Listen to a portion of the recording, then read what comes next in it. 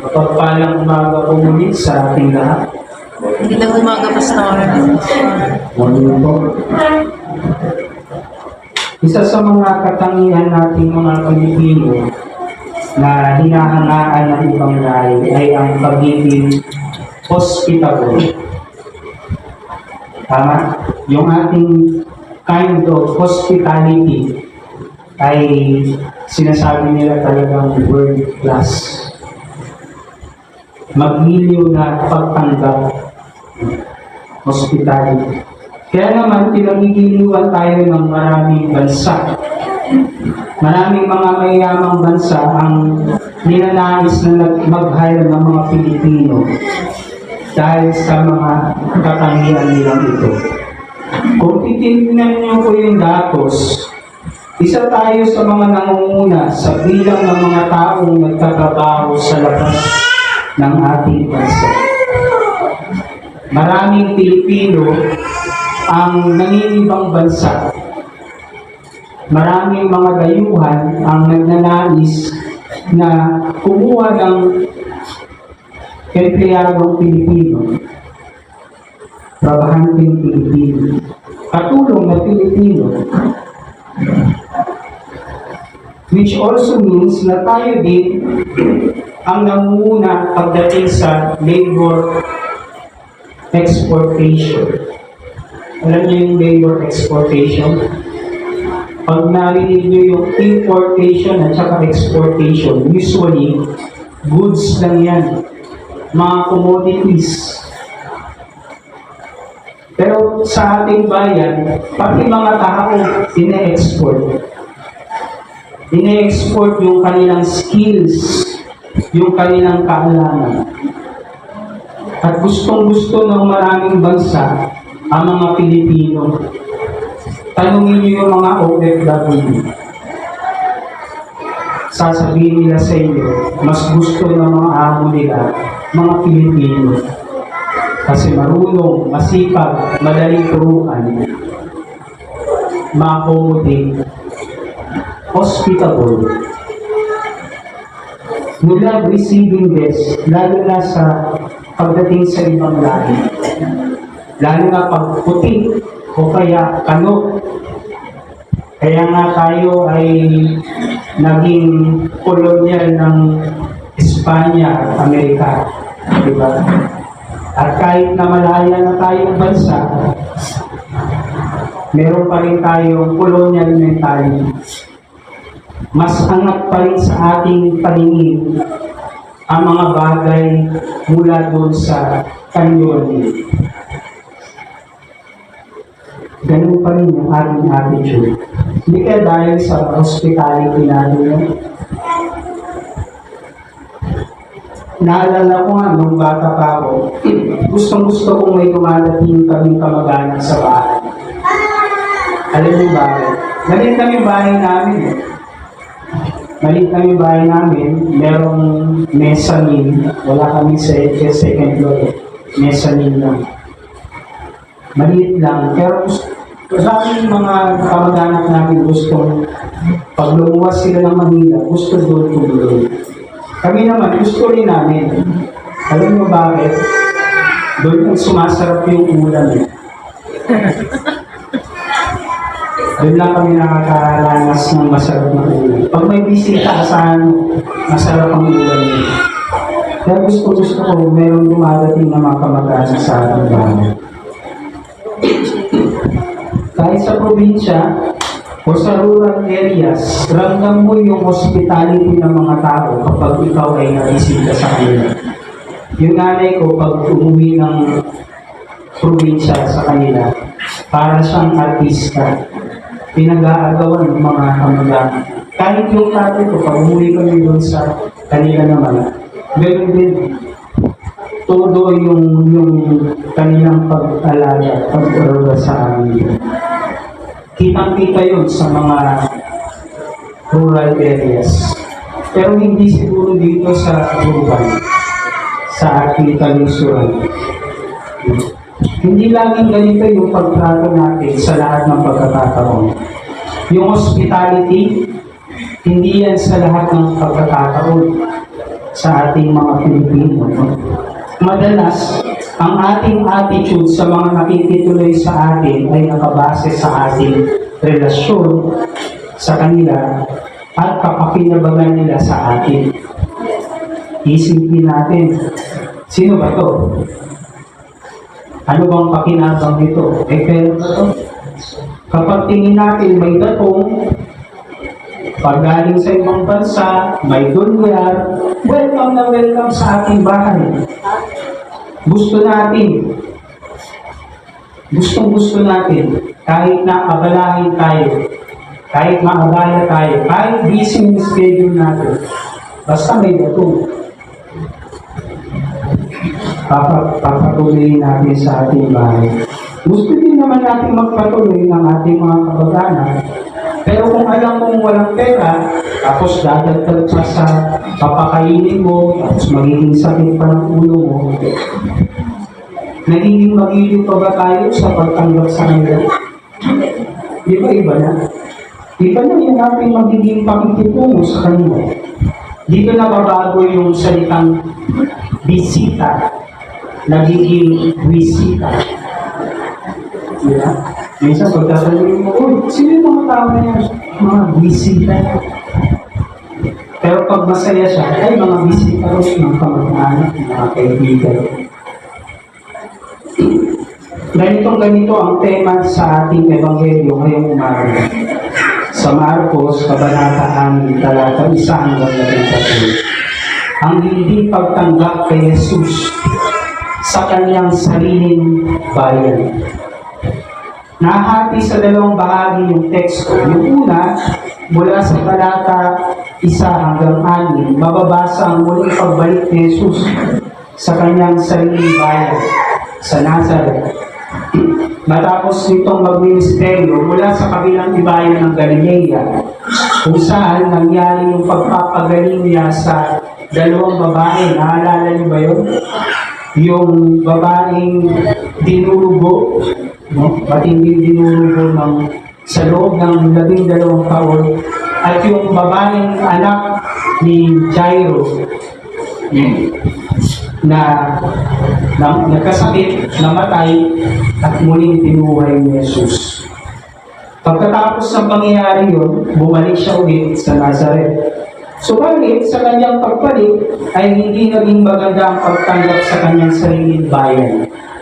Naging unwanted guest siya sa kanyang sariling mga kababayan. Hindi nga siya dapat ituring na guest eh. Kasi hindi naman siya iba doon. Taga-roon siya. Dapat ituring siyang kapamilya ng mga taga-roon. Dapat aliin siya na sa kanila. Sa pagpunta ni Jesus sa sinagoga sa araw ng Sabat, maraming tao ang namangha sa kanyang pangangaral. Subalit, kasabay nito ay ang kanilang pagdududa sa kanya. Dahil sa kanyang dulo ay hindi naaangkop sa kanyang pinanggalingan. Nagtataka sila kung saan nagmula daw yung malalim na karunungan ni Jesus sa pangangaral sa banal na kasulatan. Kaya tinatanong nila, saan niya natutunan ang lahat ng iyon? Anong karunungan ito kung ipinatalong sa kanya? Paano siya nakakagawa ng mga himala?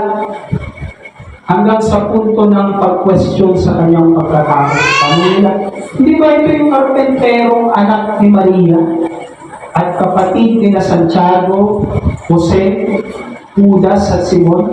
Di ba natanong ko nung last Sunday, sino yung mga kapatid ni Jesus? Sabi pa nila, tagalito rin yung mga kapatid ng babae, di ba? Kilala nila si Jesus sa mga tuwid. Pero kahit makilala nila si Jesus, hindi sila nagtiwala sa kanya. Maraming ganyan eh. Minsan, pag yung isang tao bilang nakaangat sa buhay, bilang nagbago yung takbo ng kanyang buhay, mismo yung pamilya pa nila minsan ang kontrabida. Dati, ano lang yun eh. Alam mo nila yan sa bahay. Ngayon, kung mas ganyan. May mga ganong attitude tayo minsan. Galing din trinato si Jesus sa kanyang sariling bahay. Ang dami nilang tanong na nagpapakita ng kanilang malalim na pagdududa kay Jesus.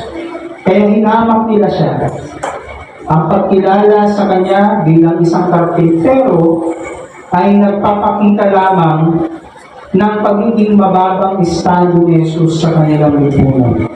Hindi sapat ang kanyang social and economic resources para maabot ang estado ng pagiging isang rabay o guro.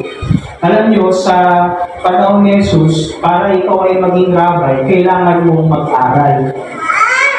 At sa kanila, yung pag-aaral, hindi yun basta ibinibigay sa lahat. Kailangan meron kang pera. Kailangan maganda yung katayuan mo sa buhay. Hindi ka magiging isang guro kapag ganun. Pero si Jesus, kahit na mababa yung kanyang estado, tinuturing siyang guro ng kanyang mga alagad. Mapapansin niyo din na hindi man lang nabanggit yung ama ni Jesus, si Jose, na kung tutusin ay isang napakahalagang karakter sa patriarchal na lipunan ng mga Hudyo. Ayon sa mga scholars, ito ang indikasyon na wala nang tatay si Jesus sa panahon na iyon. At bago na ang kanyang ina. Alam niyo po, pag ang isang babae na wala ng asawa, katumbas yun ng parang paghihirap ng kanyang buhay. Kasi nakasandal lang siya sa kanyang asawa. Ganun din yung mga anak nila. Ang lalaki ang nagtatrabaho. Ang lalaki ang nagbibigay ng sustento sa kanyang pamilya. At kapag namatay yung lalaki, yung ama, yung aligi ng tahanan, bali wala. Mahihirapan sila. Ganun kababa yung tingin ng mga kababayan ni Jesus sa kanya. Kaya sinabi ni Jesus sa mga tao, ang isang propeta ay iginagalang ng lahat, maliban sa kanyang mga kababayan, mga kamag-anak, at ng kanyang pamilya. Siguro kaya rin sinabi ni Jesus na kung nais mong sumunod sa akin, kung nais mong maging alagad ko, kailangan kalikuran mo maging ang iyong mga pamilya. Kasi ang pamilya minsan naging hadlang pa sa iyong pagiging Kristiyano.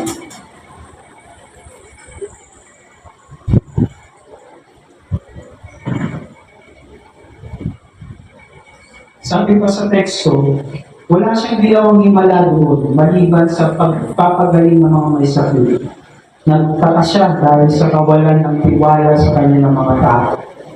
Walang pinag-iba sa ang pangyayari dito kay Jesus sa pagtududa din ng mga tao sa kanya. Doon sa chapter 3, kung saan ay sinasabing siya'y nasisiraan ng bait o sinasaliba ng demonyo.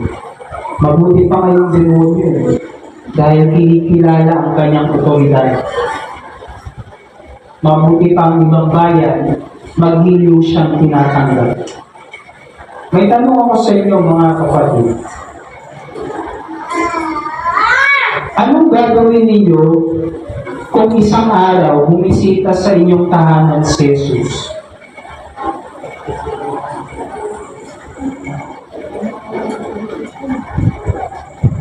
Tapos hindi nyo siya nakilala, Estanghero. Iniisip nyo si Jesus, nakagamit ng puti, kumikinang, parang bagong laba, parang nilaba sa tayo ng kanyang damit. Paano kung si Jesus ay magkatawang pulubi, kumatok sa inyong tahanan? Anong gagawin ninyo? Papatuloy niyo po ba? Paano pag nagpakilala ako si Jesus? Tapos biglang nagpalitan nyo. para maniwala ka sa Jesus siya. Papapasukin niyo ba? Papatuloyin niyo ba? Sinong nagsasabing papatuloyin nila? Sinong nagsasabing hindi? Grabe. Mga Kristiyano ba kayo? So, anong gusto niyo gawin? Kung hindi niyo papatuloyin? Ha? Nakausapin. Sa bahay na lang ganito, marami yung pagkain. Doon ka lang tumulog. Ganun ba? Sa ikalawang bahagi, kabaliktaran naman yung sinapit ng 12 alagad. Doon sila ay sinubo ni Jesus upang mangaral tungkol sa pagsisisi at pagtalikod sa kasalanan, pagpapalayas ng demonyo at pagpapagaling ng may sakit. Mula verse 7 hanggang 13, sinubo ni Jesus, mababasa natin yung pagsubo ni Jesus sa 12 alagad niya. Sila'y sinubo niya ng 12 doon sa mga karatig bayan. Binigyan sila ng kapangyarihang magpalayas ng masamang espiritu at binilinan na huwag magdala ng kahit na anumang maliban sa tungkod. Tungkod lang. Ipinapakita dito na ang pag-unawa ni Marcos sa misyon ni Jesus ay nakatuon sa paglubog sa komunidad na lugar ng pagmisyon. Malaki ang bahaging ginagampanan ng mga taong nakatira sa lugar ng pagmimisyonan upang maisagawa ang misyon. At ang katagumpayan nito ay nakasalalay din sa kanilang pagtanggap sa misyonero. Ang kawalan ng kahit na anong dala ng isang misyonero maliban sa tungkod ay sumasalarawan ng kanilang buong pagtitiwala sa probisyon ng Diyos sa kanila sa pamamagitan ng mga taong kanilang makakatuwang sa lugar na kanilang pagmisyon. Alam niyo bakit walang inutos ni Jesus na huwag silang magdala ng kahit na anong bagay? Pera, gamit, o kahit na anong bagay, maliban sa tungkod, maliban sa suot nilang sandals, maliban sa kanilang suot na damit, ay dahil doon nasusukat kung yung lugar na pupuntahan nila handa sa kanilang pagministeryo. At masasabing handa yung lugar na yun, yung tahanan na yun, kung sila ay handa rin magpatuloy sa kanila. Kung hindi natin kayang papasukin si Jesus sa ating mga tahanan, baka dapat tanungin natin ang ating sarili. Handa nga ba ako maging Panginoon si Jesus? O display lang siya? Para lang masabi, para lang makiuso. Dinilinan pa ni Jesus ang mga alagad na kapag kayo ay pinatuloy sa isang bahay, manatili kayo roon hanggang sa inyong pag-alis sa bayan niyo. Kung ayaw kayong tanggapin o pakinggan sa isang bayan, umalis kayo roon at ipagpag ninyo ang alikabok sa inyong mga paa bilang babala sa mga taga-roon. Bakit sa isang bahay lamang dapat silang tumuloy upang hindi sila maging malaking kabigatan sa buong komunidad na kanilang pinutuluyan. Hindi dapat nagpapalipat-lipat ng bahay kasi nagiging kabigatan kayo sa buong komunidad. Karaniwan din kasi sa pagmimisyon ay tumatagal lamang ng 1 hanggang 3 araw. Ang pagpagpag naman ng mga paa ay parang isang insulto sa isang bahay o bayan na hindi tumanggap sa kanila. Para bang sinasabi nito na mas marumi pa yung kanilang sahig sa lupang tinatapakan nila. Ganun yung ibig sabihin mga kapatid. At sa kanilang paghahayo, ang mga alagad ay nangaral, nagpalayas ng demonyo at nagpagaling ng mga may sakit. nangahulugan lamang na sila'y tinanggap doon sa lugar. Kabaliktaran doon sa naranasan ni Jesus sa kanyang mga kababayan. Ngunit hindi ba ito din ang mga alagad na nagdududa sa kanya, naghinala sa kanyang otoridad at kakayanan sa mga naunang kabanata? Naalala niyo yung nasa barko sila, nasa bangka, at biglang lumakas yung alon, biglang nagkaroon ng bagyo, nawalan sila ng tiwala kay Jesus. Sila yung mga alagad na yun. Pero ngayon, yung kanilang pananampalataya kay Jesus ay buong-buo. Isa sa mga mahalagang utos ni Yahweh sa mga Israelita ay ang pagkalinga sa mga baro, widows, sa mga ulila, orphans, at maging sa mga dayuhan, foreigners, and strangers. Marami yan sa Deuteronomy, basahin mo. Meron sa Isaias, meron sa Santiago, meron sa Mateo. Napakaraming talata sa Biblia nagsasabi tungkol sa pagpahinga sa mga dayuhan, sa mga estranghero. Kaya ang hindi pagtanggap sa mga dayuhan, lalo na sa mga sarili mong kababayan, ay paglabag sa utos na ito ng Diyos. Sa ating kultura Pilipino, ang pagtanggap sa mga tao, kahit na hindi natin kilalang estranghero, ay nakaugat sa malalim nating kamalayan, yung ating pakikipagkapwa. To deny others is to treat them less than yourself. Kapag hindi mo pinatuloy yung isang tao na dapat tinuturi mong kapwa, sa ating kulturang Pilipino, pinapakita mo lamang na mas mababa sila kaysa sa iyo. Ganun yun, mga kapatid. Kailangan natin baguhin yung ganitong pag-uugali o kasanayan sa ating kapwa. Tratuhin natin sila. Tratuhin natin ang bawat isa ng may pagpapahalaga tulad ng pagpapahalaga natin sa ating sarili at sa mga taong mahalaga sa atin. Ang isang Kristiyano ay may mabuting kalooban at maayos na pakikitungo sa kapwa. Amen po ba? Sa talatang ito, makikita natin ang uri ng pagtanggap ng mga tao. Kung paano si Jesus tinanggap sa ibang bayan kung saan siya nagministeryo, ganoon naman siya itinanggi at hindi kinilala sa kanyang sariling bayan. At kung paano naman siya tinanggihan sa kanyang sariling bayan, ay ganoon naman ang pagtanggap sa kanya ng mga alagad sa mga karatig bayan. Sa puntong ito, mapapaisip tayo, bakit ganun ang mga tao?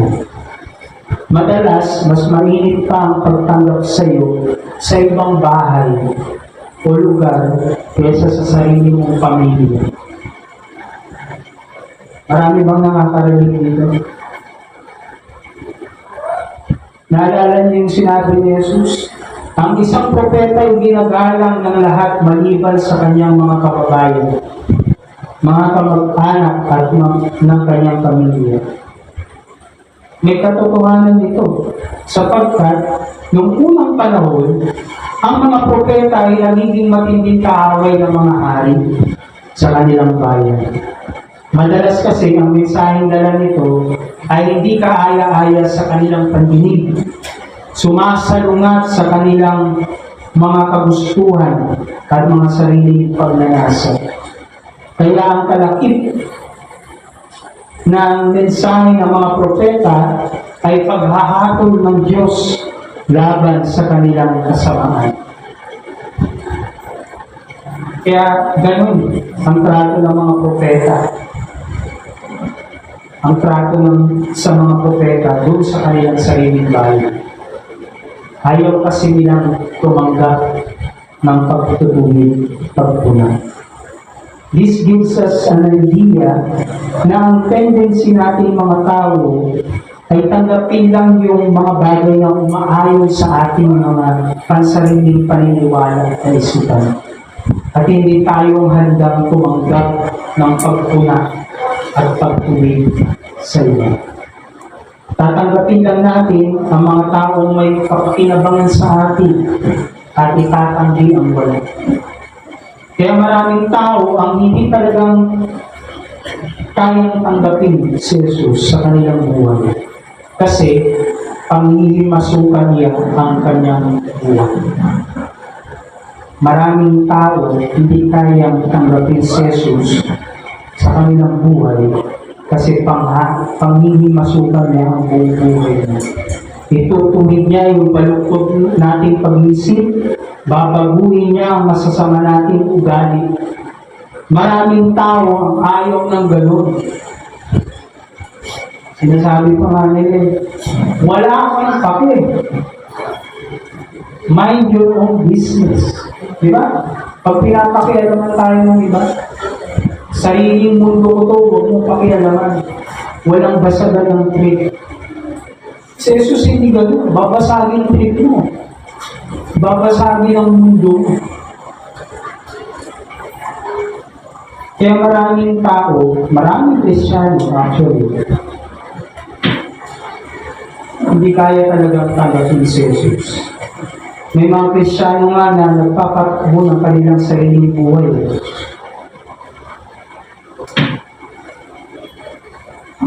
Yung magpapatakbo ng kanilang buhay, imbis na si Jesus, sarili pa rin nila. Kaya wala kang makikitang pagpabago sa kanilang buhay. Wala kang makikitang bunga ng Espiritu na biyaya ng Diyos sa kanilang sarili. Ngayon, tatanungin ko kayo ulit mga kapatid. Anong gagawin ninyo kung isang araw ay bumisita sa inyong tahanan si Jesus at maluluyan ng kahit isang araw? Papaya kayo, papatuloy niyo. Sinong gusto? Sinong gusto na? Sinong hindi? Hindi pa rin kayo makadecide? Tatanggapin nyo? E paano kung humingi ng extension? Mag 1 week? Kasi nasiyahan sa mainit na pagtanggap mo. Papayagan nyo ba? Humingi pa ng 1 buwan. Papayag ba kayo? Paano kung sa pagtagal niya, nakita ko na siya? Parang siya na yung may-ari ng tahanan. At lahat ng bagay doon sa bahay niyo, binabago niya na. Binabasag niya din yung Lahat ng mga bagay na kasanayan sa bahay, binabago niya na. Sinasabi niyo, hindi ganun si Jesus? Ganun si Jesus. Babaguhin ang buhay niyo. Tandaan niyo mga kapatid. Tandaan niyo ito mga kapatid. Ang pagtanggap kay Jesus bilang iyong Panginoon ng buhay ay pagsuko ng iyong buong buhay sa Kanya. Tandaan ito na hindi kayo magse-second thought. Kaya nga may kanta tayo, di ba? I have decided to follow Jesus. No turning back. Pero marami sa atin nagta-turn back eh.